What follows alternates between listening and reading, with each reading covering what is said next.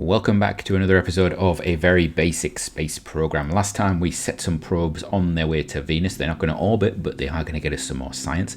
We've got quite a bit of science already. And I'm just looking at these missions again and going, you know what, we need to start thinking about orbiting Venus and Mars. And ideally, if we have a look at this, you do not need to put a new craft in, I don't think. Either of these, do you? No. Thanks, Gene. So that means that, for example, we have the missions for flyby of Ceres and Vesta. We could potentially do those with an orbital craft. We also have Phobos and Deimos, but I'm not sure we're ready to aim to orbit those just yet. However, Vesta and Ceres, I think we want to look at. So potentially we're going to look at today at building a craft that can do that. We also have the atmospheric probes and the landing tasks for these. Venus atmospheric probe and landing could be a possibility. If we have a look at our science situation right now, to put a probe down onto Venus, we're probably looking at lunar rated heat shields.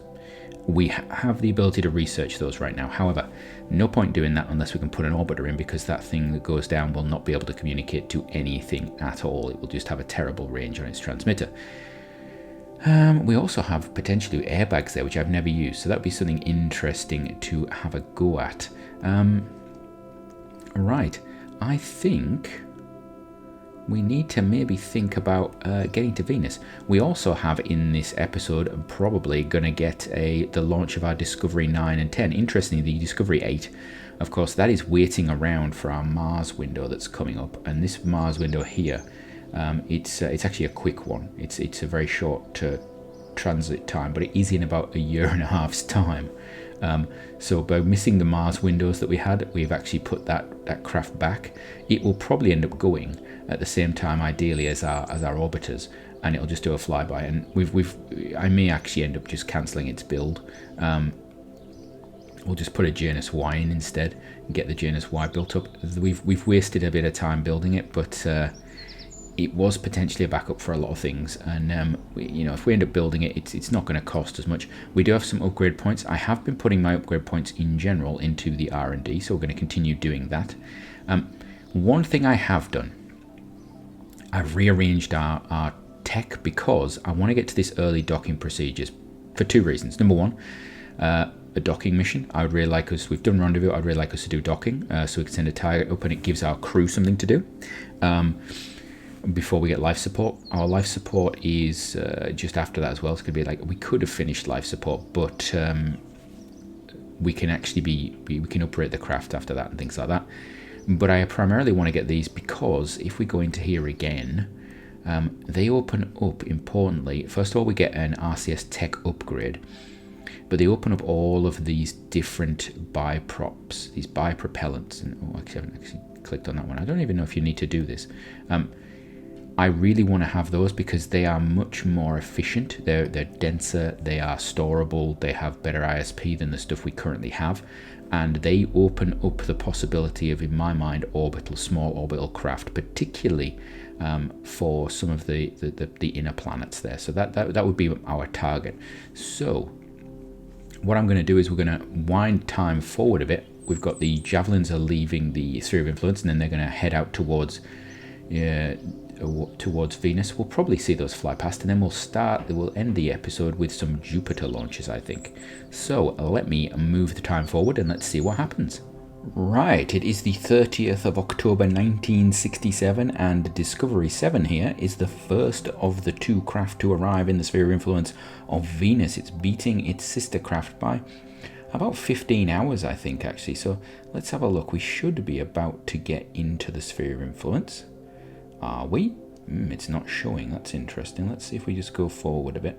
It should be happening anytime. There we go. There's something happening. There we go. We've jumped in now with the very special patched conics of love and stuff like that. Right, so we need to have a look at this craft. And we're going to be doing what we've done. We turn these off straight away. Right, we're going to be doing what we've done before, which is I want to shut down transmission. That is good. All of our science is running. We're getting data. That's wonderful. What we're going to be doing is we're going to be trying to gather as much stuff as possible as quickly as possible. what have we got? Yeah, right. So we've got a periapse of just into the atmosphere right now. So we're going to stop this spin a little bit. I want to put us on radial out, I think, is where I want to put us. Because we want to, oh, look at that. That is firing a lot. It's doing a lot of changing of our periapse there. I would like us just to skim the atmosphere. And I can't remember, you know what the terrible thing is, we did this last time, I can't remember what the altitude is for the atmosphere, so I'm going to go at, let's see, 136. That's probably not going to be in the atmosphere, but that's okay, that doesn't matter. Turn this stuff off, and we're going to let this thing go. Now, interestingly, because we are running experiments, we are eating our battery right now, so what we're going to do is we're going to turn off the experiments. We're going to get them to do all their stuff on the way out, I think. Yeah, we'll do it on the way out. So we'll turn all the experiments off now, and we'll do it on the way out, because I really want, when we're in low space, to get as much time with experimentation as possible. So there we go.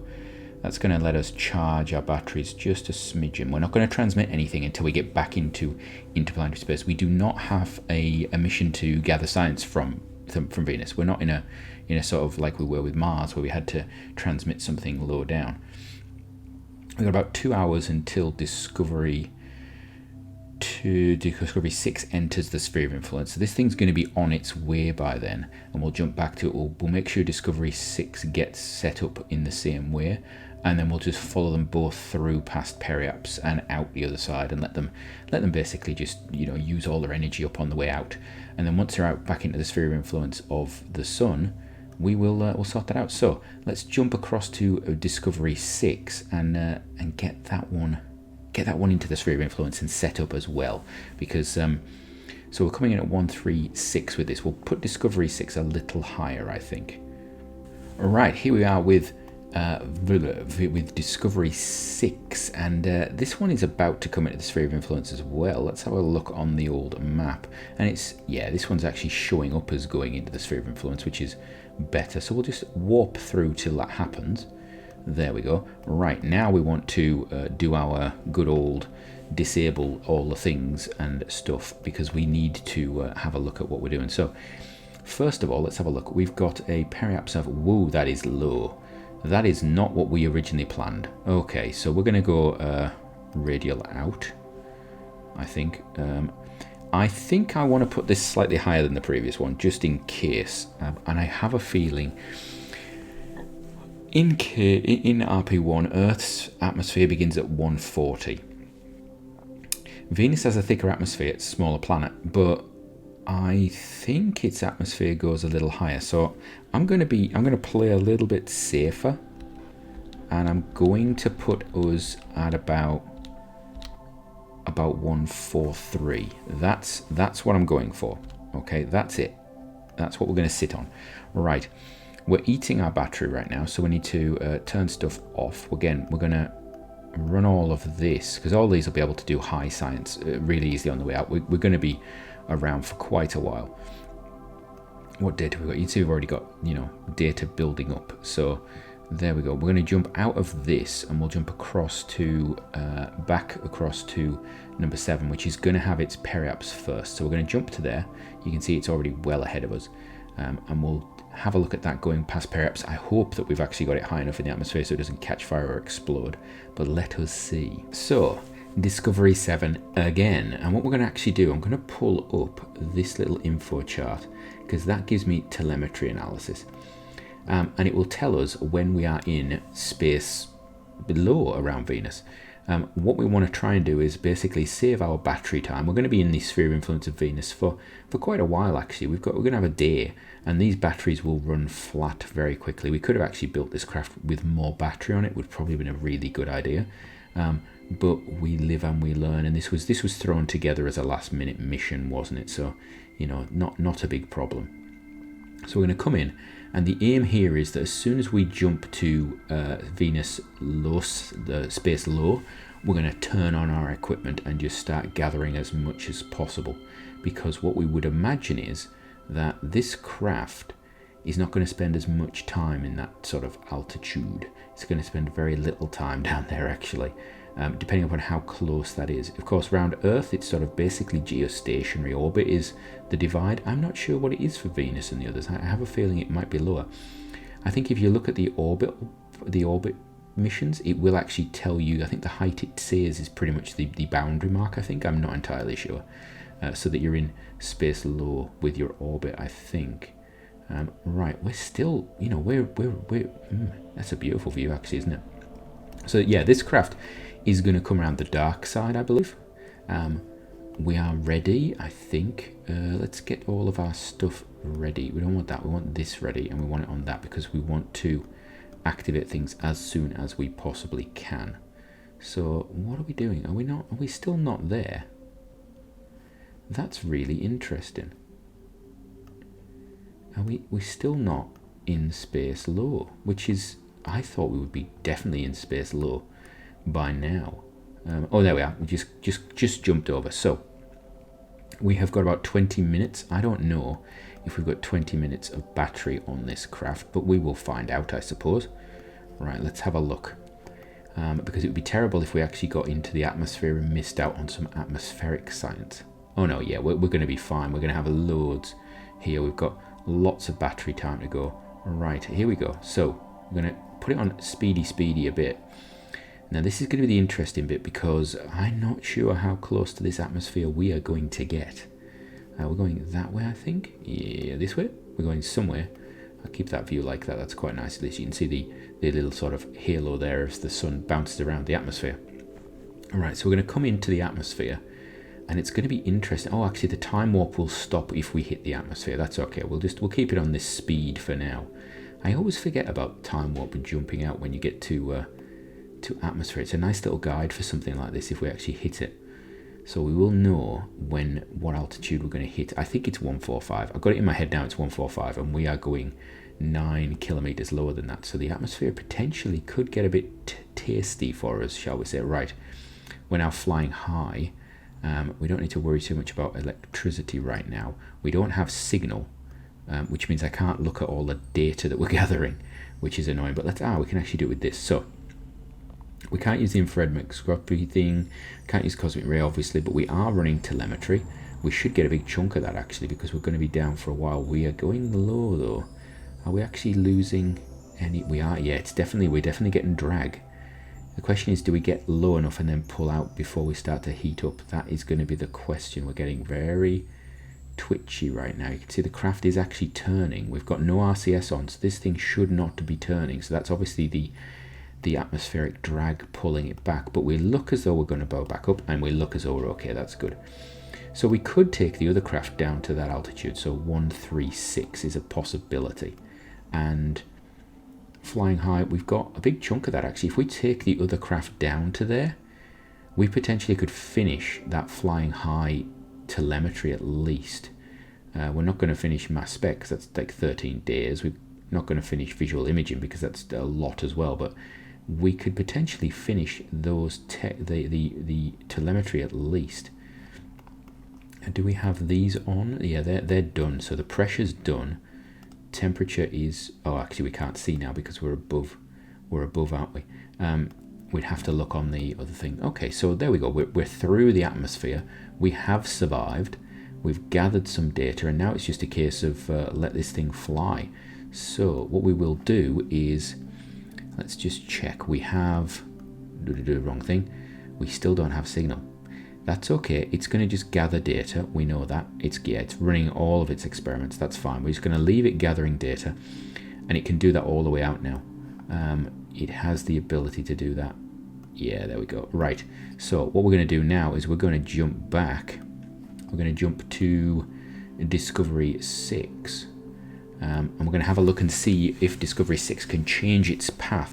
Right, so we have about 12 hours until we are going to be reaching our destination, and I think we're going to try and lower this. So we're going to turn on our RCS, we're going to reorientate the craft, we're going to point it prograde, because I'm actually wondering if we go through the atmosphere. No, actually, point it retrograde. If we go through the atmosphere, I want the engine going first and these tanks, because we can't lose the transmitter. That's actually important. The transmitter is quite important. I was going to use the transmitter as a heat shield, but I can't remember what its... I don't think it tells... I can't remember what its thermal capacity is, and it's probably not the safest way of doing these things. Right, we have now dropped significantly just doing that roll change, so can we bring ourselves back up a bit? Our periaps is 124. We want to go up to probably 135. Is 135 going to be too much? Is 135 going to be too much? That's a good question. Do we go 136? I think 136 gives us the science that we want. So I think we do it. I think we go 136. Just tipple low 136 there. There we go. Just on it. Turn off our RCS. We are now going to go in like that. And again, what we will do is we will bring up one of these things. There we go, pressure scanner. That's going to tell us space height. We'll wait until that changes. We are 12 hours out, and we'll see what happens. So let's have a look. How close can we get with this one?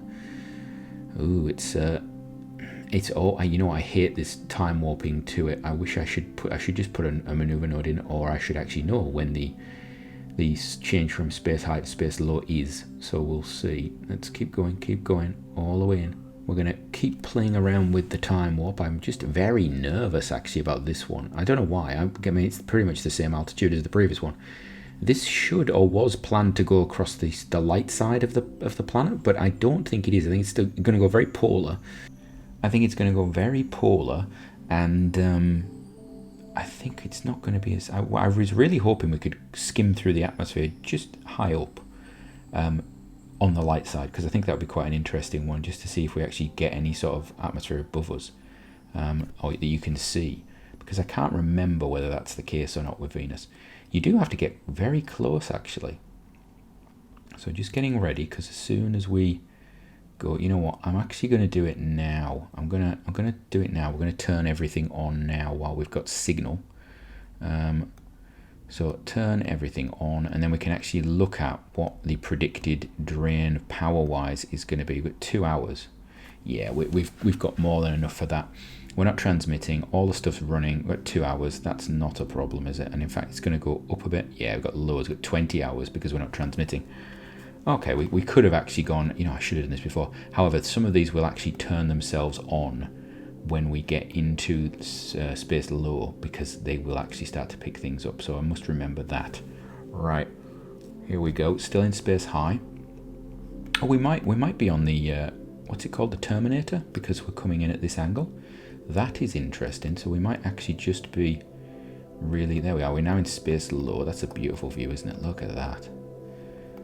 Oh, there's the sun. We've got the Terminator there. So we're going to be coming along. Where are we going to? Okay, we're going to just dance along the Terminator. That's quite nice, actually. Right, let us see. We're going to get in there close. We can actually pop this off and have a look. That's a lovely shot, isn't it? That is beautiful. So we are now in the atmosphere. Right. We can actually probably do a little bit of timey-wimey warping just to get through here quickly. Now, the interesting thing is the craft has rotated a little bit, primarily because of the effect of the planet, and you can see, oh look, it is starting to roll a little bit. I wonder if this is got a high amount of drag. I suppose this is heavier, although saying that engine's quite light, but we've got the fuel there. This is the heavy bit, I suppose. You've got the probe core, you've got all the fuel and everything. So this would be potentially the draggy section. Oh, you know what we could do? If we pop out of this, we could actually fire the engines right now. I am very tempted, you know, just let's, we're now back out of there, so we're actually into space. Oh, we haven't got orientation control, we've got no signal, of course, because we never would have. So there we go, we got a bit of spin induced by the atmosphere, but not much. We didn't have much of a problem at all. We have, let's have a look, started waiting. So we finished space low for the pressure scan, which is good. What about our other scans? What are we looking at? They have got, in space low, we've got 13 days, so we might get the visible imaging partly done by both of these craft. All these infrared and things like that, we're gonna have to send orbiters for those. So we've got a lot of this stuff done, which is really good, and we can just we can warp forward now. There we go, heading out into the space. Wonderful. And that is really a cool image, isn't it? Right, slow that down. You know what? I think that's just a cool image in general. I think everybody loves images like that, don't they? Just a bit of sort of probe versus the universe. Right. Now we're going to have to go back to its sister ship, because that's going to be leaving soon. So we're going to switch to that. So we're going to watch the sister ship come out of the sphere of influence. We're going to time warp that one. It will lose power because it is running its experiments. So we're not too worried about that. We know it's going to die regarding power, because it's got quite a long way to go. It's got a day to get out of the sphere of influence. It's going to run that power down really quite quickly. And once it gets into the sun sphere of influence, it should actually get power back, because it's not draining power for. Oh, there we go. We're getting power drain warnings, and I can't actually turn them off. I don't think. Can I? Ah, you can. No, you can't. So we're getting power drain warnings for this craft. That's interesting. Maybe it was the sister craft. I don't know. And this will just bounce backwards and forwards now. When it gets power, it will do science. And when it and it can't, it'll just keep going. So there we go. We're going to wait until this thing gets out of the sphere of influence. Should really have some sort of like elevator music for this. It's sort of very elevatory, isn't it? And we can actually say thank you very much for the warning. I'm aware of the fact that we're about to pass into another sphere of influence. There we go. Wonderful. And you can see already, now we've jumped to another sphere of influence. We've started gathering electric charge again. It's actually stopped because I've just jumped back to it. But if we put it on time warp, you can see as we deactivate the avionics, it's doing stuff. What we can do is actually just turn the avionics off. Let's just do that. Shut down the avionics. We don't need it. And now we have the joy of actually transmitting a lot of data. So we come back over here. Where are we? Data. We've got loads of data. We've got 100 odd megabytes. That's not bad. We can start transmitting. So the transmitter is now on, and you can see we are starting to transmit data, and we're gonna run those batteries pretty quickly out. So that's gonna. You can see we've already got some points coming in there. If we actually have a look, 21 credits has already come in from this craft, and we've only just turned the transmitter on. Right. So we're going to jump across to its sister ship, and we're going to do exactly the same with that one. So obviously this would probably be better of a design with solar panels for this, because we're going around Venus and we're now in deep space. We would be getting basically solar power 100% of the time. It would probably be a good flyby mission. Solar panels, they really do work. But yeah, this craft was already basically designed and built, and you know what? We're just throwing stuff together we've already got. We will probably, when we do an orbiter for Venus, I think I'm heading towards doing a specific Venus orbiter with lander. We will think about that. I'm not entirely sure, but I think that's what's going to happen, or at least the second orbiter will have a lander on it. I'm not sure. You can just build basically a lander that will go from orbit, from flyby into landing without actually going into orbit. There is a lot of heat there, particularly with Venus, because it has a very thick, it's like hitting a concrete wall, I think would be the best description. It has a very thick atmosphere which likes you to slow down very quickly for it. Oh, we're going to hit our little alarm that tells us you are leaving the sphere of influence. Yes, we know we are. Thank you very much, alarm. We are watching that craft. And then we're going to just fly past the sphere of influence boundary. There we go. And we can see we started to get electricity again, which is wonderful. So for this one, we'll turn off the avionics as well, because we could have done that earlier, but it doesn't matter. Again, if you're in time warp, avionics will shut down automatically for deep space probes, so it doesn't matter. You don't need to do that, but we're looking at our craft, so that's why. You can see it's building stuff up because we have yet to turn on the transmitter. Now we've turned the transmitter on. Oh, now that's interesting. The image spec is running intermittently. Why? Why is that doing that? Why is Iris running? There is no reason for it to be running. Interesting. That would potentially drain energy. That is interesting. Is that the Iris there? Is that it? It is. So that part, even though it's finished, is just constantly firing. Is that because it's open maybe? I don't know. That's interesting. So we could actually just turn that off, and we can leave it turned off just to make life easier for ourselves. we do have a problem right now, which is our batteries are running out because we are transmitting. So let's jump back to the Space Center. This thing will slowly transmit data as it gets power. It'll just eke little bits back to us. Right, to the Space Center. Right, so we have now got to basically wait for that data to come back. You can see we've got quite a lot of science. We've got some more upgrade points to read them. So we've had at least 30 or 60 points of science come back.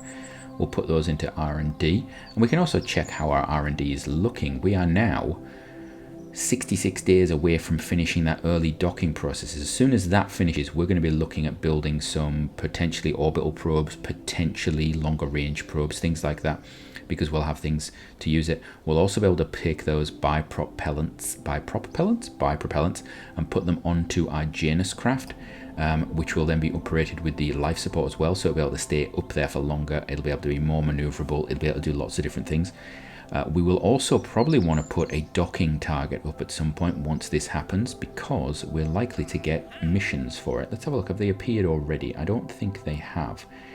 I think you have to have completed the research for you to get the docking targets. Right.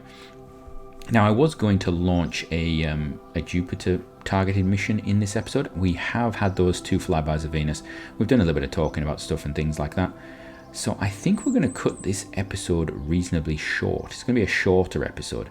And again, I'm still looking for feedback on ideal lengths and things like that. It'd be really good to know what you think about that. So that is going to be it for now. Next episode, we're going to be launching our Jupiter missions. So the Discovery 9 and 10. You can see Discovery 9 is already on the pad. Those 2 will be going. And ideally, we will probably be starting to build some bigger probes, with also a mind to operating these Janus craft so we can do stuff. We also have, and it'd be good to know again, a bit of feedback. Would you like to see me do a sun synchronous orbit? We also have this commercial crew that I would like to do one of, and I think we need to do some 2nd gen of these. I think we require to do a couple of those to open up the navigation craft missions, I think. Let me just have a look. There is a navigation mission that is available. Where is it? Navigation satellites. Here we are. Operational navigation system. This allows us to put 5 satellites in a polar orbit. Must have not been completed before. Done. Must meet any of the completed early navigation satellites at least twice, or 2nd generation navigation satellites. Okay. So we can do one of those and it will open up that. Right. So we could do this. We could actually send that's ComSat payload, 115 units. I think we have a craft that could do that. So yeah, your feedback on that. Should we just repurpose one of our Sat-1s to complete that mission, and then we can put a constellation? The main reason I ask about that is because if I bring up our current tracking station situation, we do have an equatorial. I said I was going to finish the episode. We're actually going to keep going for a little bit while the black screen loads, so because you can now see the load times that I'm actually having with this playthrough, which you get with RP-1 over time. So yeah, on here you can see we have this this constellation here, the ECOMs 1, 2, 3, and 4. They're staying quite nicely spaced out, actually, considering the height of their orbits. I really need to relabel them. They're relays, aren't they? Yeah, so they are actually okay. I need to get rid of the Discovery, I think. In fact, I'll probably just bin the Discovery. We're never going to do anything else with it. And then I think we've got the other, yeah, there you are. We've got Discovery 3 as well, which technically we should probably recover, or we could do something with. I'm not entirely sure. But these 4 here, I am actually getting a problem with Ecom 4 at the moment, which is interesting. I've removed it from the Kerbalism menu, so I can't show you it. But Ecom 4 battery problems constantly. I believe the Ecoms are solar powered, and its battery is it's obviously something to do with its orientation compared to the others. Was constantly bringing up warnings about itself. So I'm aware of that. We've also recently improved our comms setup, and I'd like to maybe put some dishes in orbit as well. So a polar system with dishes is potentially attractive to me. Again, depending upon how big the dishes are that we have, we may be able to start getting, consistent signal to the moon or something like that if we get a nice polar orbit. So that would be something. So do we focus on the interplanetary stuff? Do we focus on the crewed missions? Do we do some more satellite stuff? It's been a while since we've done that. Your comments down below would be really appreciated. So from me, from our failing communication system, until next time, have a great one.